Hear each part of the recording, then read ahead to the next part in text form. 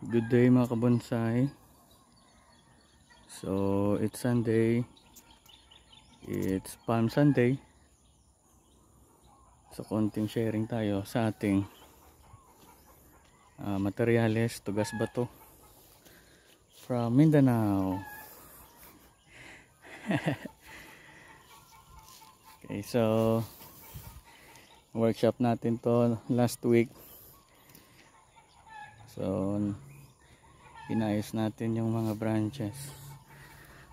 So ito yung mga pinakaunang tugas na material ko noon 3 years ago. At dati ito yung nakatanim lamang sa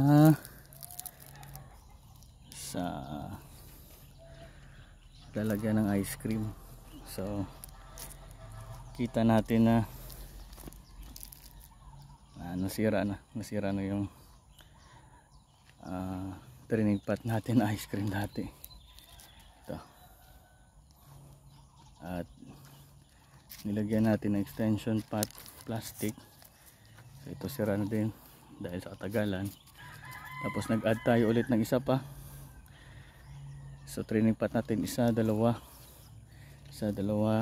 tatlo. Saka nag-add tayo ng isa pang training pot na water container na medyo malaki, so sira na din. So ayan yung proseso natin ng pagpapalaki ng ng mga branches. Okay, so ito na siya ngayon. Tingnan natin sa ilalim. Nakalatag na yung mga sanga. Parang maliit na puno na siya tingnan. So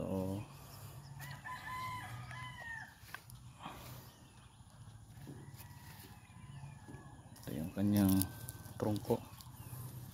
Ito yung base nya, medyo malapad yung base. Tsaka dito sa taas ay nagpapadevelop pa tayo ng ating apex dito. Okay. Yan yung paddings.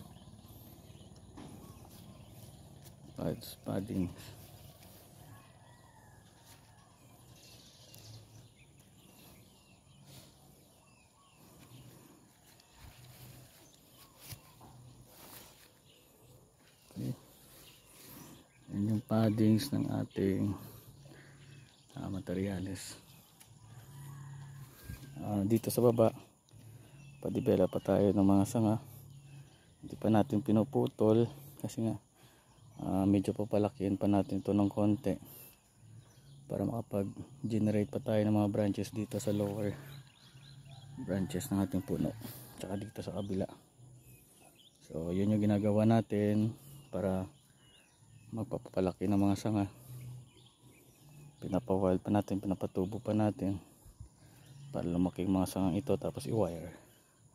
Okay, dito sa kabila ito pa. Okay, so ito yung ating materyales. Malapad siya. So yung forma natin pag ganun. Okay, so sumo umbrella type yung kanyang canopy kapag natapos ang materials na ito. So ayan siya.